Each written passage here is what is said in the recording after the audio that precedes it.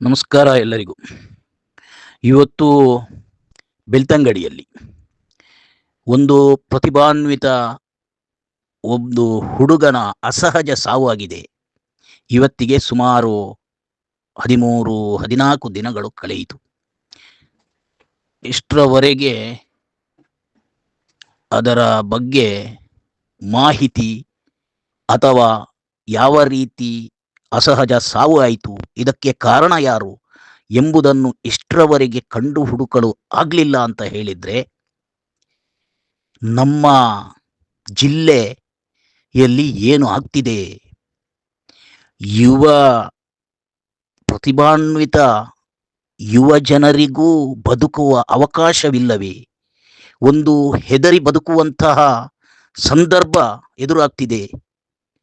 ಇವತ್ತು ಕರಾವಳಿಯಲ್ಲಿ 12 ಶಾಸಕರಿದ್ದಾರೆ, ಸಂಸದರಿದ್ದಾರೆ. ಇದರ ಬಗ್ಗೆ ಅಧಿವೇಶನದಲ್ಲಿ ಮಾತೇ ಎತ್ತುತ್ತಿಲ್ಲ. ಇಲ್ಲದಿದ್ದರೆ ಇವತ್ತು ಬೇರೆ ಯಾವುದೇ ಒಂದು ಮುಸ್ಲಿಂ ಹೆಸರು ಇದರಲ್ಲಿ ಇರುತ್ತಿದ್ರೆ, ಇವತ್ತು ಜಿಲ್ಲೆಯ ರಾಜ್ಯದ ಸಂಘಟನೆಗಳು, ಬಿಜೆಪಿಗರು ಎಲ್ಲರೂ ಇವತ್ತು ಪ್ರತಿಭಟನೆ ಮಾಡುತ್ತಿದ್ರು, ದಾರಿಯಲ್ಲಿ ಕುಳಿತುಕೊಳ್ತಿದ್ರು. ಆದರೆ ಇವತ್ತಿಗೆ 14 ದಿನ ಆಯಿತು, ಎಲ್ಲ ಮೌನವಾಗಿದ್ದಾರೆ. ಶಾಸಕರು ಮೌನವಾಗಿದ್ದಾರೆ. ಅಧಿವೇಶನದಲ್ಲಿ ಮಾತು ಎತ್ತುತ್ತಿಲ್ಲ. ಸುಮಂತ್ ಒಬ್ಬ ಹಿಂದೂ ಯುವ ಬಾಲಕ ಅಲ್ವಿ, ಎಲ್ಲಿ ಹೋದ್ರು? ಹಿಂದೂ ಯುವಕರಿಗೆ ತೊಂದರೆ ಆದಾಗ ಓಡೋಡಿ ಬಂದು ಪ್ರತಿಭಟನೆ ಮಾಡುವಂತಹ, ಜಿಲ್ಲೆಗೆ ಬೆಂಕಿ ಹಾಕುವಂತಹ ನಾಯಕ ಮುಖಂಡರು ಇವತ್ತು ಸುಮಂತ್ನ ಕೊಲೆಗೆ ಅಥವಾ ಅಸಹಜ ಸಾವಿಗೆ ನ್ಯಾಯ ಒದಗಿಸಿಕೊಡುವವರು ಎಲ್ಲಿ ಹೋದ್ರು? ಸುಮಂತ್ನ ಮನೆಯವರ ಕಣ್ಣೀರು ಒರೆಸುವವರು ಎಲ್ಲಿ ಹೋದ್ರು? ಹಾಗಾದರೆ ನಮ್ಮ ಜಿಲ್ಲೆಯಲ್ಲಿ ಏನಾಗ್ತಿದೆ? ಸತ್ತವರು, ಅಸಹಜ ಸಾವಿನಲ್ಲಿ ಸತ್ತವರು, ಅಥವಾ ಇದೊಂದು ಪೂರ್ವ ತಯಾರಿ ಕೊಲೆಯೋ ಅಂತಲೂ ನಮಗೆ ಹೇಳಲಾಗುವುದಿಲ್ಲ. ಅಂತ ಒಂದು ಸಂದರ್ಭ, ಪರಿಸ್ಥಿತಿ ಕಾಣ್ತಾ ಇದೆ. ಕೆಲವೊಂದು ರಕ್ತದ ಕಲೆಗಳಿವೆ.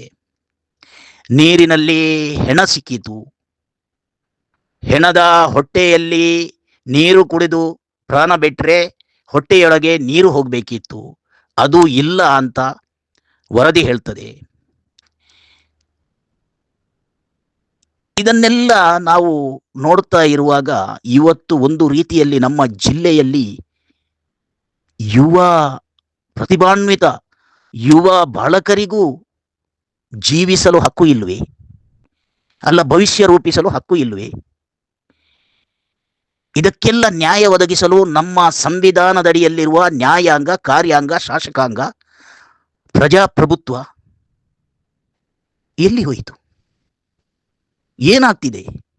ಇವತ್ತು ಸಾಮಾಜಿಕ ಜಾಲತಾಣ, ಮಾಧ್ಯಮಗಳ ಮೂಲಕ ಎಲ್ಲ ವರದಿಗಳು ಇಡೀ ಪ್ರಪಂಚದ ಕೋಣೆ ಕೋಣೆಯಲ್ಲಿ ಜನಗಳು ನೋಡ್ತಾ ಇದ್ದಾರೆ. ಇಡೀ ವಿಶ್ವವ್ಯಾಪಿ ಆಗ್ತಿದೆ ಇಂತಹ ಒಂದು ಮೆಸೇಜ್ಗಳು. ಇಂತಹ ಒಂದು ಅಸಹಜ ಸಾವು ಆಗಿ ಇಷ್ಟು ದಿನಗಳಾದರೂ ಅದನ್ನು ಕಂಡು ಹಿಡಿಯಲಿಕ್ಕೆ ಆಗುವುದಿಲ್ಲ ಅಂತ ಹೇಳಿದರೆ, ಹಾಗೂ ಆ ಜಿಲ್ಲೆಯಲ್ಲಿರುವ 10-12 ಶಾಸಕರು ಈ ಬಗ್ಗೆ ಮೌನ ವಹಿಸಿದ್ದಾರೆ ಅಂತ ಹೇಳಿದರೆ, ಅಧಿವೇಶನದಲ್ಲೂ ಇದರ ಬಗ್ಗೆ ಮಾತು ಎತ್ತುತ್ತಿಲ್ಲ ಅಂತ ಹೇಳಿದರೆ, ಮತದಾರರು ಇಂತಹ ಶಾಸಕರುಗಳನ್ನು ವೋಟು ಹಾಕಿ ಗೆಲ್ಲಿಸುವ ಪ್ರಯೋಜನ ಏನು? ಅಥವಾ ಸರ್ಕಾರಕ್ಕೆ ಬೆಂಬಲ ಕೊಡುವ ಪ್ರಯೋಜನ ಏನು ಅಂತ ನಾವು ಚಿಂತಿಸಬೇಕಾಗಿದೆ. ಯಾವುದೇ ಗುರಿಯಲ್ಲಿ ಹೋದರೂ, ಯಾವ ರೀತಿ ಚಿಂತಿಸಿದರೂ, ಇಲ್ಲಿ ನೇರವಾದಿಗಳಿಗೆ ಅಥವಾ ಸ್ವಾಭಿಮಾನದಿಂದ ಜೀವನ ಮಾಡುವವರಿಗೆ, ಪ್ರತಿಭಾನ್ವಿತ ಬಾಲಕರು ತನ್ನ ಜೀವನ ಭವಿಷ್ಯವನ್ನು ರೂಪಿಸುವವರಿಗೆ ಭವಿಷ್ಯ ಇಲ್ಲ, ಹೆದರಿ ಬದುಕಬೇಕಾಗ್ತದೆ ಅಂತ ಹೇಳಿದರೆ, ನಾವು ಯಾವ ಜಿಲ್ಲೆಯಲ್ಲಿದ್ದೇವೆ, ಯಾವ ರಾಜ್ಯದಲ್ಲಿದ್ದೇವೆ, ಯಾವ ದೇಶದಲ್ಲಿದ್ದೇವೆ ಅಂತ ದೊಡ್ಡ ಒಂದು ಪ್ರಶ್ನಾರ್ಥಕ ಚಿಹ್ನೆಯಾಗಿದೆ. ಇದನ್ನು ಯಾರು ಸರಿಪಡಿಸಬೇಕು? ಈ ಜಿಲ್ಲೆ, ರಾಜ್ಯ, ದೇಶದ ಆಡಳಿತ ವರ್ಗದವರು ಇದನ್ನು ಸರಿಪಡಿಸಬೇಕು. ಎಲ್ಲಿ ಹೋಯಿತು ನಮ್ಮ ವ್ಯವಸ್ಥೆ? ಆಡಳಿತ ವರ್ಗದ ವ್ಯವಸ್ಥೆ ಕೆಟ್ಟು ಹೋಗಿದೆಯೇ? ಯಾರು ಪ್ರಶ್ನಿಸಬೇಕು? ಪ್ರಶ್ನಿಸಲಿಕ್ಕೆ ಮತದಾರರು ಪದಾಧಿಕಾರಿಗಳನ್ನು ಗೆಲ್ಲಿಸಿಕೊಡುತ್ತಾರೆ. ಶಾಸಕರಾಗಲಿ, ಸಂಸದರಾಗಲಿ, MLC ಮಂತ್ರಿಗಳಾಗಲಿ, ಇವರು ಇಂಥ ಸಂದರ್ಭದಲ್ಲಿ ಮುತುವರ್ಜಿ ವಹಿಸಿ ಒಂದು ಜವಾಬ್ದಾರಿಯುತ ಕೆಲಸವನ್ನು ಮಾಡಿ ನ್ಯಾಯ ಒದಗಿಸಿ ಕೊಡಬೇಕಾದವರು ಯಾಕೆ ಎಲ್ಲ ಮೌನ ವಹಿಸಿದ್ದಾರೆ ಎಂಬುದು ದೊಡ್ಡ ಪ್ರಶ್ನಾರ್ಥಕ ಚಿಹ್ನೆ ಆಗ್ತಿದೆ. ಇವತ್ತು ಏನಾಗ್ತಿದೆ ಜಿಲ್ಲೆಯಲ್ಲಿ ಅಂತ. ಒಂದು ಕಡೆಯಲ್ಲಿ ನಮ್ಮ ಸಮಾಜವನ್ನು ಒಂದು ಒಳ್ಳೆಯ ರೀತಿಯಲ್ಲಿ ಗಾಂಜಾ ಅಥವಾ ಇನ್ನಿತರ ಮಾದಕ ವಸ್ತುಗಳಿಂದ ಯುವ ಜನತೆಯ ಹಾಳಾಗುವ ಭವಿಷ್ಯವನ್ನು ಒಳ್ಳೆಯದಾಗಿ ರೂಪಿಸಲಿಕ್ಕೆ ಒಳ್ಳೆಯ ಅಧಿಕಾರಿಗಳು ಕೆಲಸ ಕಾರ್ಯ ಮಾಡಿದರೆ, ಅಂಥ ಅಧಿಕಾರಿಯನ್ನೇ ರಾಜಕೀಯ ಪಕ್ಷಗಳ ಮುಖಂಡರು, ನಾಯಕರು ಪ್ರಭಾವ ಬೀರಿ ಅವರನ್ನು ಎತ್ತಂಗಡಿ ಮಾಡಲಿಕ್ಕೆ ನೋಡ್ತಾರೆ ಒಂದು ಕಡೆಯಾದರೆ, ಒಂದು ಕಡೆ ಇವತ್ತು ಅತ್ಯಾಚಾರ, ಕೊಲೆ, ಗುಂಡಾಗಿರಿ ಸರ್ವಾಧಿಕಾರದಿಂದ ಮೆರೆಯುವವರಿಗೆ ಈ ರಾಜಕೀಯ ಪಕ್ಷಗಳ, ಆಡಳಿತ ವರ್ಗಗಳ, ವ್ಯವಸ್ಥೆಗಳ ನಾಯಕರು, ಮುಖಂಡರು ಅನ್ಯಾಯ ಪರ ನಿಲ್ತಾರೆ ಅಂತ ಹೇಳಿದರೆ, ಈ ಸಮಾಜವನ್ನು ಇವರು ಎಲ್ಲಿಗೆ ತಲುಪಿಸಲಿಕ್ಕೆ ಮುಂದಾಗಿದ್ದಾರೆ ಅಂತ ನಾವೆಲ್ಲ ಚಿಂತಿಸಬೇಕಾಗ್ತದೆ. ಇಂಥದ್ದನ್ನೆಲ್ಲ ಎಲ್ಲ ಸ್ತ್ರೀ ಶಕ್ತಿಗಳು, ಯುವ ಶಕ್ತಿಗಳು ಒಟ್ಟಾಗಬೇಕಾಗಿದೆ. ಇವತ್ತು ಒಟ್ಟಾಗಿ ಇವತ್ತು ಭವಿಷ್ಯ ರೂಪಿಸಬೇಕಾಗುವಂತಹ ಪ್ರತಿಭಾನ್ವಿತ ಯುವ ಶಕ್ತಿಗಳ, ಸ್ತ್ರೀ ಶಕ್ತಿಗಳ ಅಸಹಜ ಸಾವು ಆಗ್ತದೆ, ಅತ್ಯಾಚಾರ, ಕೊಲೆ ಆಗ್ತದೆ. ಆದರೆ ಇಷ್ಟರವರೆಗೆ ಯಾರಿಗೂ ನ್ಯಾಯ ಸಿಗುತ್ತಿಲ್ಲ ಅಂತ ಹೇಳಿದರೆ,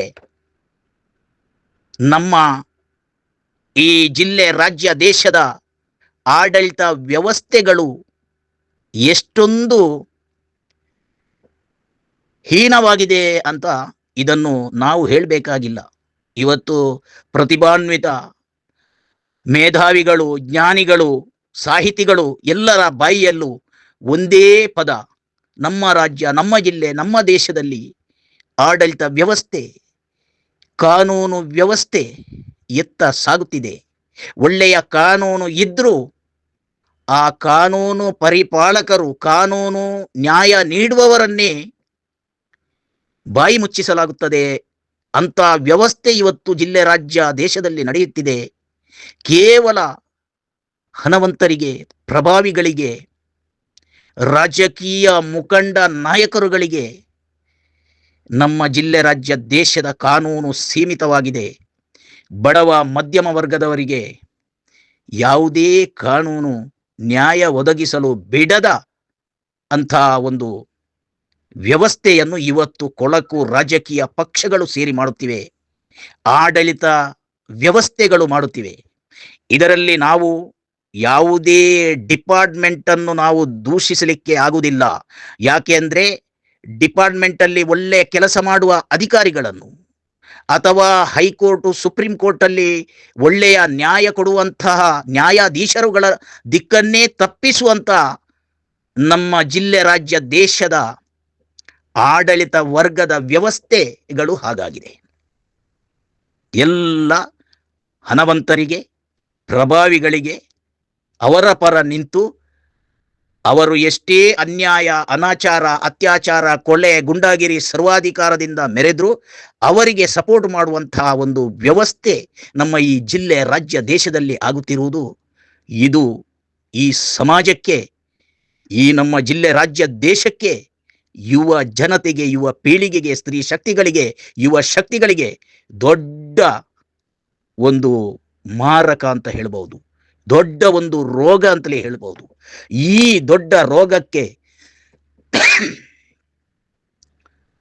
ನಾವು ಯುವ ಶಕ್ತಿಗಳು, ಸ್ತ್ರೀ ಶಕ್ತಿಗಳು, ಸಾಹಿತಿಗಳು, ಜ್ಞಾನಿಗಳು, ಪ್ರತಿಭಾವಂತರು, ನ್ಯಾಯವಂತರು ಒಟ್ಟು ಸೇರಿ ಇಂಥ ರೋಗಕ್ಕೆ ಮದ್ದು ಕಂಡು ಹಿಡಿಯದಿದ್ದರೆ ಇಡೀ ಜಿಲ್ಲೆ, ರಾಜ್ಯ, ದೇಶ ನಾಶದತ್ತ ಹೋಗುತ್ತಿದೆ. ಇದನ್ನು ನಾವು ಎಲ್ಲ ಸೇರಿ ನ್ಯಾಯವಂತರು ಒಟ್ಟುಗೂಡಿ ಸರಿಯಾದ ಮದ್ದು ಇದಕ್ಕೆ ಕಂಡುಹಿಡಿಯಬೇಕಾಗಿದೆ. ಹಾಗೂ ಸುಮಂತ್ನಂಥ ಎಷ್ಟೋ ಅಸಹಜ ಸಾವುಗಳಿಗೆ ಇವತ್ತು ನ್ಯಾಯ ಸಿಗಬೇಕಾಗಿದೆ. ಸೌಜನ್ಯ ಎಂಬ ಹೆಣ್ಣು ಮಗಳ ಕ್ರೂರ ರೀತಿಯ ಅತ್ಯಾಚಾರವಾಗಲಿ, ಅಲ್ಲಿ 74 ಅಸಹಜ ಸಾವುಗಳಿಗೆ ಸರಿಯಾದ ನ್ಯಾಯ ದೊರಕದಿದ್ದದ್ದು ಆಗಲಿ, ಇಂಥ ನಮ್ಮ ಉದಾಹರಣೆಗೆ ಜಿಲ್ಲೆ ರಾಜ್ಯದಲ್ಲಿ ಎಷ್ಟೋ ಹಿಂದೂ ಯುವ ಜನತೆಯ, ಹಿಂದೂ ಸ್ತ್ರೀ ಶಕ್ತಿಗಳ ಹಾಗೂ ಅನ್ಯ ಧರ್ಮೀಯರ ಕೂಡ ಎಷ್ಟೋ ಅಮಾಯಕರ ಕೊಲೆ, ಇವೆಲ್ಲದಕ್ಕೂ ಇಷ್ಟರವರೆಗೆ ಒಂದು ಸರಿಯಾದ ನ್ಯಾಯ ಯಾರಿಗೂ ಸಿಗಲಿಲ್ಲ. ಅನ್ಯಾಯ ಮಾಡಿದವರಿಗೆ, ಕೊಲೆ ಮಾಡಿದವರಿಗೆ, ಅತ್ಯಾಚಾರ ಮಾಡಿದವರಿಗೆ ಯಾರಿಗಾದರೂ ಇಷ್ಟರವರೆಗೆ ಒಂದು ಕಠಿಣ ಶಿಕ್ಷೆ ಆಗಿಲ್ಲ. ಈ ಕಾರಣಗಳಿಂದ ಇವತ್ತು ಕ್ರೂರಿಗಳಿಗೆ, ಮೂರ್ಖರಿಗೆ, ಅನ್ಯಾಯಗಾರರಿಗೆ ಹೆದರಿಕೆ ಇಲ್ಲದ ಪರಿಸ್ಥಿತಿ ಆಗಿದೆ. ಆದ ಕಾರಣ ಅಸಹಜ ಸಾವುಗಳ ಸಂಖ್ಯೆ, ಅತ್ಯಾಚಾರ ಮಾಡುವಂತಹ ಸಂಖ್ಯೆ, ಕೊಲೆ ಮಾಡುವಂತಹ ಸಂಖ್ಯೆ ಜಾಸ್ತಿ ಆಗ್ತಾ ಇದೆ. ಇದಕ್ಕೆಲ್ಲ ಕಾರಣ ಮಾನವೀಯತೆ ಇಲ್ಲದ, ಮನುಷ್ಯತ್ವ ಇಲ್ಲದ ನಡವಳಿಕೆ. ಈ ನಡವಳಿಕೆ ಬರಬೇಕಾದ್ರೆ ಒಂದು ಗಾಂಜಾ ಸೇವನೆ ಆಗಲಿ, ಡ್ರಗ್ಸ್ ಉಪಯೋಗವಾಗಲಿ, ಇದು ಕೂಡ ಒಂದು ಕಾರಣ ಆಗಿದೆ. ಆದ್ದರಿಂದ ನಾನು ಮೊದಲಾಗಿ ಇವತ್ತು ನಮ್ಮ ಜಿಲ್ಲೆಯ ರೆಡ್ಡಿ ಸಾಹೇಬರಾಗಲಿ, ಅರುಣ್ ಸಾಹೇಬರಾಗಲಿ, ಒಳ್ಳೆಯ ಕಮಿಷನರ್, SP ಇವರು ಒಳ್ಳೆಯ ಕಾರ್ಯ ಮಾಡ್ತಾ ಇದ್ದಾರೆ. ಅವರಿಗೆ ಮೊದಲು ನಾನು ಸಲ್ಯೂಟ್ ಹೊಡೆಯುತ್ತೇನೆ.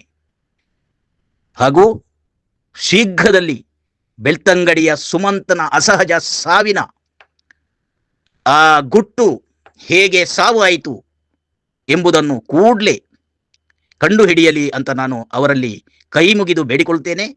ಹಾಗೂ ನಾವೆಲ್ಲ ನಂಬುವಂಥ ದೇವರುಗಳಲ್ಲಿ ಮಹಾಗಣೇಶ, ಮಾಳಿಂಗೇಶ್ವರ, ಮಂಜುನಾಥ, ಅಣ್ಣಪ್ಪ ಸ್ವಾಮಿ ಆಗಲಿ, ಅಥವಾ ಎಲ್ಲರೂ ನಂಬುವಂಥ ದೇವರು ದೈವಾದಿಗಳಲ್ಲಿ ನಾನು ಪ್ರಾರ್ಥಿಸುತ್ತೇನೆ, ಆದಷ್ಟು ಬೇಗ ಸುಮಂತ್ನ ಅಸಹಜ ಸಾವಿಗೆ ನ್ಯಾಯ ಸಿಗಲಿ, ಮನೆಯವರಿಗೆ ನ್ಯಾಯ ಸಿಗಲಿ. ಹಾಗೂ ಎಷ್ಟೋ ನಮ್ಮ ಜಿಲ್ಲೆ ರಾಜ್ಯದಲ್ಲಿ ಆದಂಥ ಸ್ತ್ರೀ ಹೆಣ್ಣು ಮಕ್ಕಳ ಅತ್ಯಾಚಾರ, ಕೊಲೆ, ಅಸಹಜ ಸಾವುಗಳಿಗೆ ಶೀಘ್ರವಾಗಿ ನ್ಯಾಯ ದೊರಕಲಿ ಅಂತ ನಾವೆಲ್ಲ ನಂಬುವ ದೇವರಲ್ಲಿ ಪ್ರಾರ್ಥಿಸುತ್ತೇನೆ.